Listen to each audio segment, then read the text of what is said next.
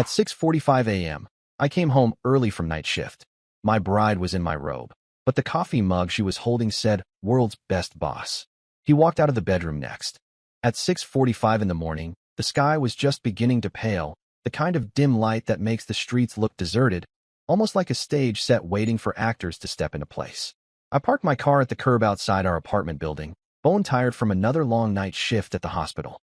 I had been working extra hours for months, trying to save up for our wedding, which was supposed to be the happiest milestone of my life. The thing about working nights is that you become invisible to most people's lives. Everyone else wakes when you sleep. Their daytime routine hums along while you're knocked out in a darkened room, earplugs stuffed in, trying to grab 6 hours of something that barely resembles rest. My fiancée, Lydia, used to complain about it. She said she felt lonely, that she wished I had a normal schedule, that she hated crawling into bed at night without me. I always told her the sacrifices were temporary, that once I finished paying off the last of my student loans and had a buffer for the wedding, I'd switch to day shifts. That morning, I thought I'd surprise her. We hadn't had breakfast together in weeks. I imagined slipping quietly inside, dropping a bag of pastries on the table, waking her gently, and watching her smile when she realized we had a morning together before she left for her office job. The thought kept me warm the whole drive home. I unlocked the door as silently as possible. Shoes off, keys placed carefully on the counter. I was halfway through pulling off my jacket when I noticed a faint sound, the clink of ceramic against wood. My head lifted, heart pausing. It came again. Someone was moving around in the kitchen. I walked forward on cautious feet, the cheap floorboards groaning despite my effort. And then I saw her. Lydia stood by the counter in my robe, her hair still messy from sleep, her hands wrapped around a steaming mug. For half a second, everything looked normal, my fiancée starting her morning. But my eyes snagged on one detail that didn't belong. The mug. It wasn't one of ours. I knew every piece in our cabinet, down to the chipped handle on the blue one and the faded logo on the tourist cup I'd bought in Vienna years ago. This mug was new, glossy, and unmistakable. White letters printed across the front read, "World's Best Boss." And it hit me instantly. That wasn't mine. I froze in the doorway, staring. Lydia's head jerked up, her face registering something between surprise and guilt. She opened her mouth, but before any words came out, I heard the sound that would split my life into before and after. A door creaked open down the hall. Our bedroom door. Footsteps. Heavy, confident. And then a man emerged. Tall, sandy-haired, wearing a half-buttoned shirt and holding his tie in one hand like he'd just finished getting dressed in a hurry. He looked straight at me without flinching. The recognition was instant, a gut punch that knocked the air out of my lungs. Callum, Lydia's boss, the CEO of the mid-sized marketing firm where she worked. I had met him once at a holiday party, shook his hand, listened as he praised Lydia's creativity and work ethic. He had a reputation, charismatic, demanding, the kind of executive who saw himself as untouchable. And here he was, walking out of my bedroom, my fiancé's robe on her shoulders, his mug in her hands, my whole night shift existence collapsing into a grotesque tableau.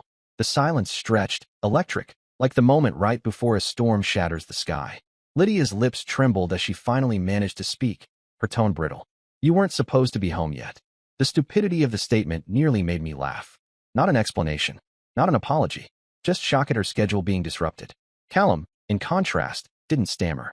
He walked straight to the counter, picked up his watch from beside Lydia's phone, and fastened it calmly around his wrist. The casualness of it, the utter lack of shame, made bile rise in my throat.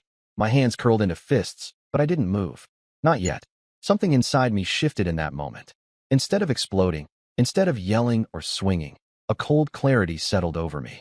If I lunged at him, it would end with me in handcuffs and him painting me as some jealous blue-collar fiancé who couldn't handle reality.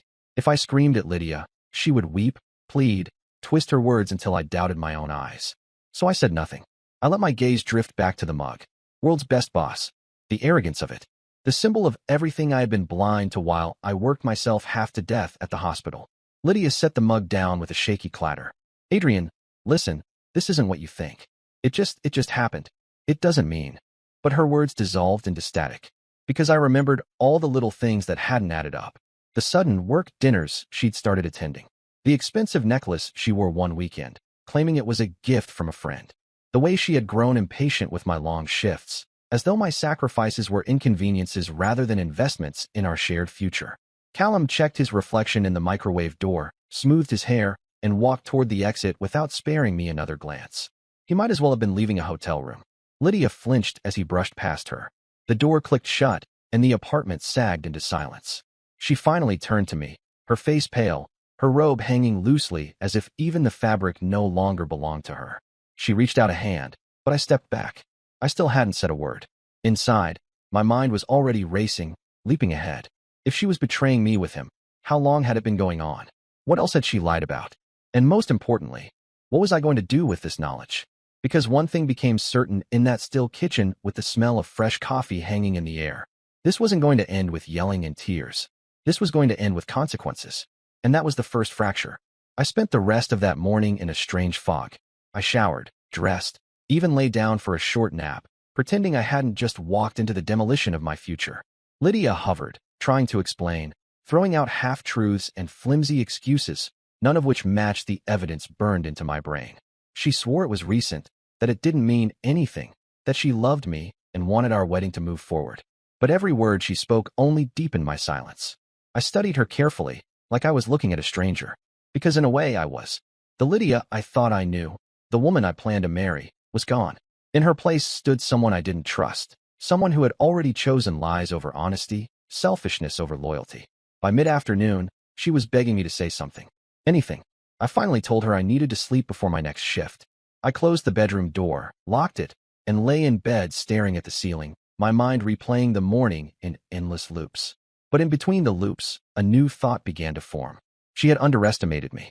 If she thought I was going to roll over, cry, and still marry her like nothing happened, she was dead wrong.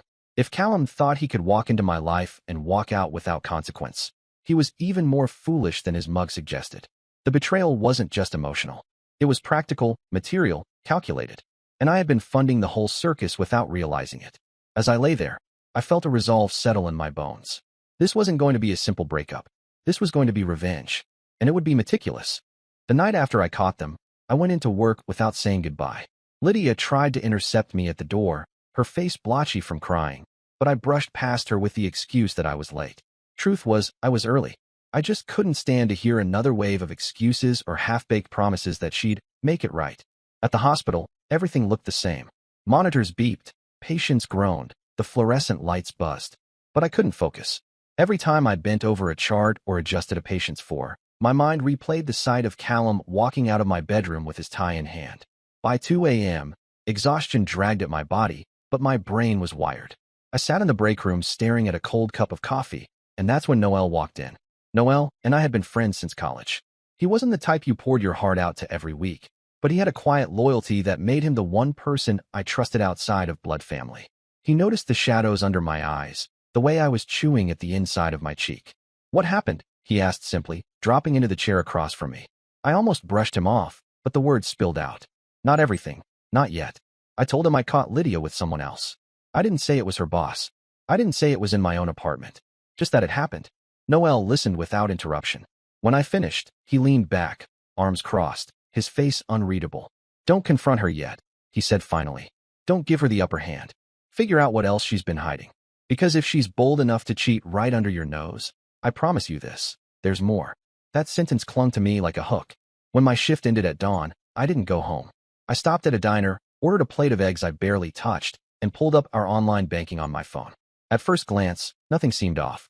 Rent payments, grocery runs, utility bills. But the longer I scrolled, the more oddities I spotted. Restaurant charges at places I'd never been, time during nights I was at work. Luxury boutique purchases when Lydia claimed she'd been window shopping with friends. And then, the worst of it, large transfers from our joint savings to a secondary account I hadn't noticed before. The amounts weren't small either. $2,000 here, $1,500 there. All within the past 6 months. My stomach turned to ice. I hadn't been saving for our future alone. I'd been subsidizing whatever life Lydia was building on the side. That morning, when I finally walked through our apartment door, Lydia was waiting. She had made pancakes, something she never did on a weekday. She tried to play the role of a doting fiancée, chatting about guest lists and honeymoon destinations, her eyes darting nervously to mine every few seconds. I nodded, played along, pretended to be half distracted by fatigue. But inside, I was studying her. Every word was an act, every gesture a performance. And I realized something crucial. Lydia wasn't just reckless. She was strategic. She wasn't cheating because she was lonely. She was cheating because it benefited her. That evening, when she left for what she called a late project meeting, I told her I'd be sleeping before my shift. Instead, I tailed her car. I kept 3 cars behind, taking side streets when I had to. My heart pounded in my chest like I was a teenager sneaking out past curfew. She drove across town, past the office building where she worked, and pulled into the parking lot of a hotel. She parked, fixed her hair in the rearview mirror, and disappeared through the glass doors. I didn't need to see more. My stomach was already twisting with confirmation. But then a thought struck me. Confirmation wasn't enough. I needed evidence. So I waited. 2 hours later, she walked out. And she wasn't alone. Callum followed, laughing at something she said, his hand brushing her back. They looked comfortable, practiced, like this wasn't their first time slipping into a hotel under the cover of late meetings. He kissed her cheek before heading to his car. She lingered, watching him go, her face lit with the kind of smile she hadn't given me in months. That was the night my decision hardened. If I confronted her now, she'd lie. If I punched Callum, I'd get arrested. No, the only way forward was to let them think I was clueless. Let them keep digging their own graves while I built the rope to hang them with. The next few weeks were an exercise in patience. I played the part of the tired fiancé, too consumed by night shifts to notice much. Lydia grew bolder, careless even. She started dropping Callum's name casually, praising how supportive he was. Once, she left her phone unattended, and I saw a notification flash across the screen. Your suite is ready for check-in. My pulse hammered, but I said nothing. I also started digging deeper into finances. I discovered that the joint account she had been siphoning money into was used to pay off a credit card under her name, one I hadn't even known she had. And the purchases? Designer shoes, spa weekends, and at least 3 stays at that same hotel.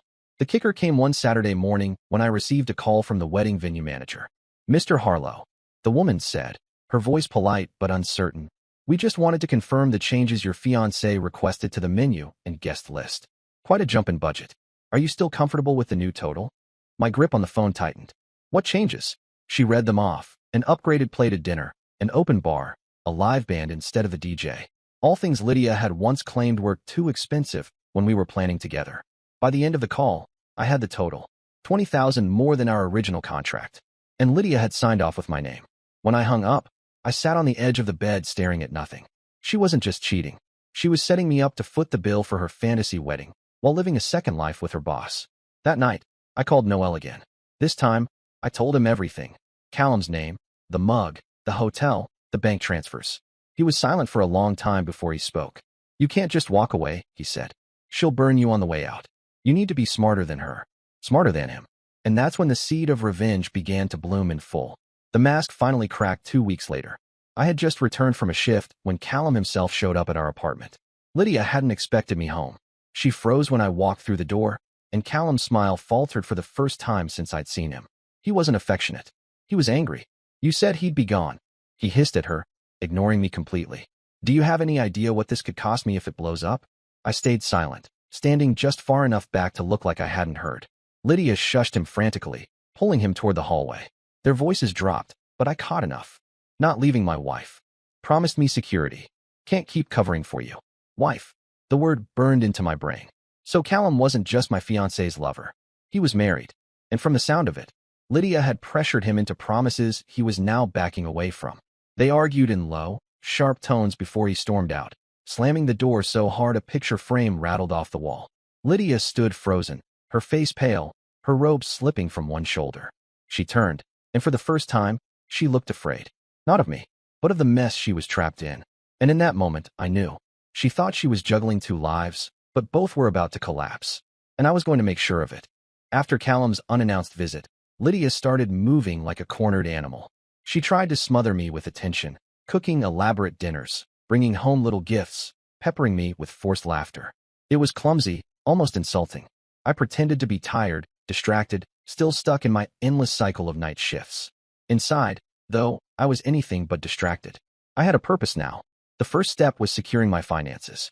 Over the next week, I opened a private account in my own name and began funneling money into it.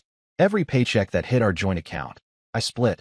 Half went into bills and groceries. The other half disappeared quietly into the private account. Lydia never checked balances. She only looked at what she could spend. The second step was proof. It wasn't enough to know Lydia was cheating, stealing, and lying. I needed to build something that would hold up in front of anyone. Family, friends, even lawyers if it came to that. So I started keeping a log. Hotel stays, restaurant charges, Times she claimed to be with friends, but wasn't. Callum's late-night texts that lit up her phone when she thought I was asleep. Screenshots, bank statements, receipts. I built a file thicker than a medical chart. The third step came from a stroke of luck. One afternoon, I got a call from the florist handling our wedding arrangements. She was confused because Lydia had come in to make changes but couldn't produce the deposit confirmation. The florist asked if I'd resend it. I told her I'd stop by in person. When I did, she handed me the revised contract Lydia had signed. Not only had she upgraded every detail, but she had also listed Callum's corporate office address as the billing contact. I stood there in the florist's shop with the paper in my hand, and for the first time in weeks, I smiled. Lydia had gotten greedy. Greedy enough to leave a trail. The following Saturday, I arranged to meet Noel at a cafe 2 towns over. I slid the growing file across the table to him. He leafed through it, his jaw tightening as he skimmed. "She's burying herself," he said. "You just need to decide when to drop the shovel." I wanted to hurt, I admitted. My voice was flat, calm, but the truth hummed underneath like live wires. Not just her. Him too. They both thought I'd keep working nights while they laughed behind my back. They thought I'd pay for everything. I want that arrogance to cost them everything. Noel looked up at me, his eyes narrowing. "So what's the plan?" I told him. Step by step, the trap took shape. First, I called the wedding venue directly and arranged a private meeting. I explained that there had been confusion and potential fraud tied to my fiancé's name on the contract. The manager agreed to put a temporary hold on all changes Lydia had requested. Then, with my signature, I added a clause that gave me sole authority over the final paperwork. Second, I booked a consultation with a family lawyer. I told him everything about Lydia's theft from our joint account, the unauthorized contracts, the affair. He listened carefully, nodding, and finally said, "You've got enough here to nullify any financial responsibility for her debts. As for the affair, if you want to make it public, you've got more than enough proof." That sentence gave me a kind of grim peace. Third, I set about gathering the one piece of evidence I hadn't yet secured: undeniable, physical proof of Lydia and Callum together. It didn't take long. One evening, Lydia announced she had a team dinner. I kissed her cheek, told her to have fun, and watched her leave in a new dress I'd never seen before. 30 minutes later, I was parked across from the same hotel she always favored. At 8:07, Callum's car pulled in.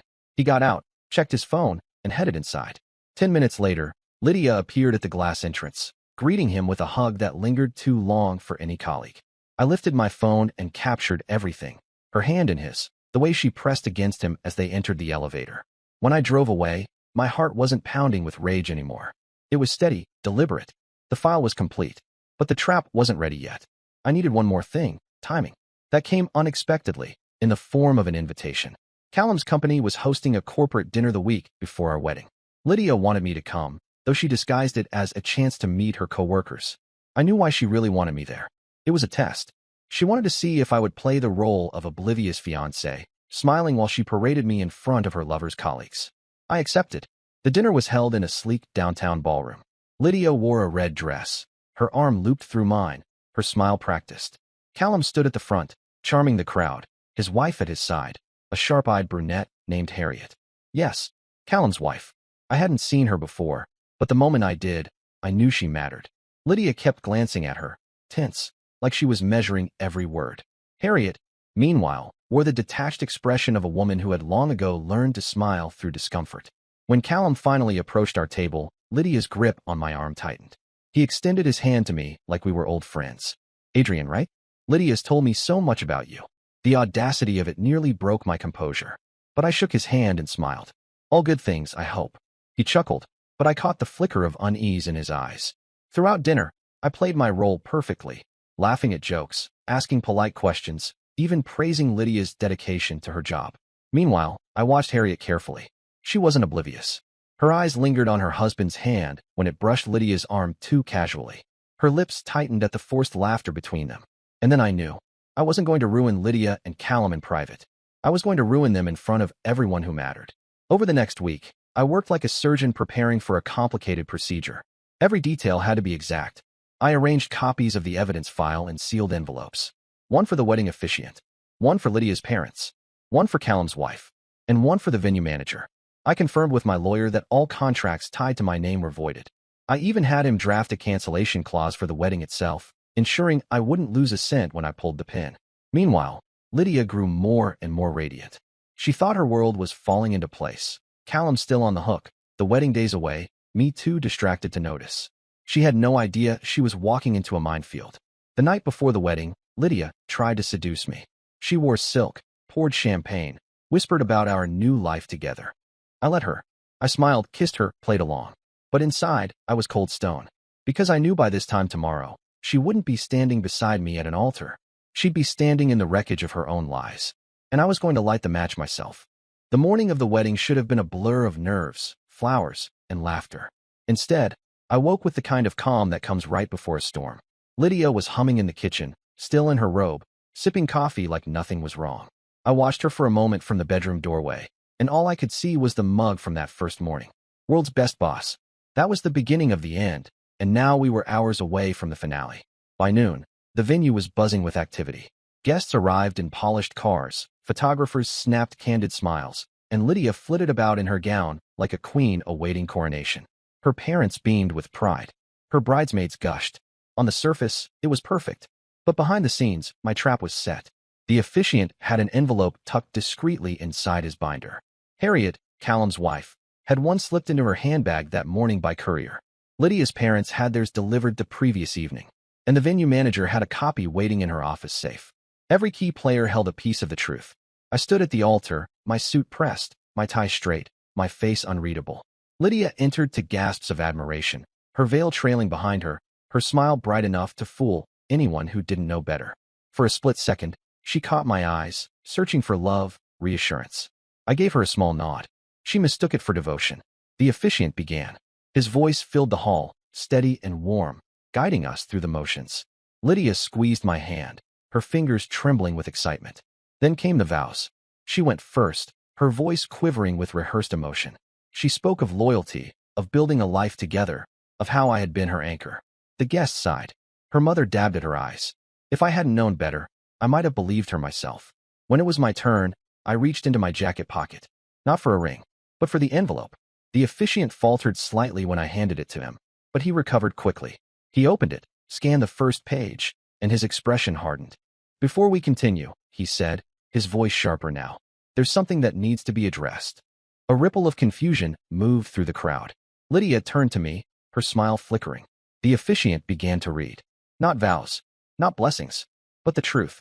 He read excerpts from my file, dates, receipts, transfers, hotel stays billed to Lydia's hidden account, a transcript of her emails to Callum, the unauthorized contracts tied to the wedding. Gasps filled the room. Lydia's face drained of color. She tried to speak, but the officiant pressed on, his voice louder now, almost ceremonial in its condemnation. By the time he reached the photos, printed stills of Lydia and Callum entering the hotel together, the guests were in uproar. Whispers turned to shouts. Chairs scraped. And then Harriet stood. She had her own envelope, her own evidence.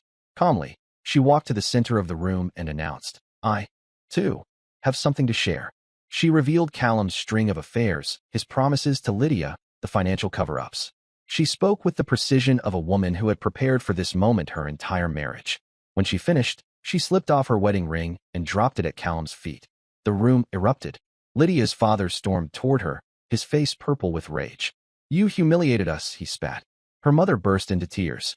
Guests murmured about annulments, lawsuits, ruined reputations. Callum tried to leave, but Harriet blocked him, her voice low and lethal. You'll be hearing from my lawyer. Lydia turned to me then, desperate, her hands clutching at her gown. Adrian, please, we can fix this. I stepped back. Calm. Cold. No, Lydia. You already fixed it. This is exactly how it was meant to end. Her scream echoed through the hall as I turned and walked away.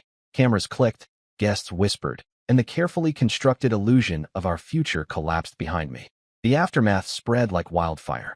Callum resigned from his position within days, citing personal reasons, though everyone knew the truth. His marriage crumbled publicly, Harriet ensuring every detail made its way into the right ears. The board of directors cut ties with him, the firm scrambling to distance itself from scandal. Lydia's fall was even harsher. Her parents disowned her, pulling their financial support. The friends who had gushed over her gown stopped answering her calls. The venue sued her for breach of contract on the fraudulent upgrades. Creditors chased her for the debts she had hidden under my name. I was untouched. My lawyer made sure of that. Every document tied to me had been nullified before the ceremony. Every stolen dollar had been accounted for.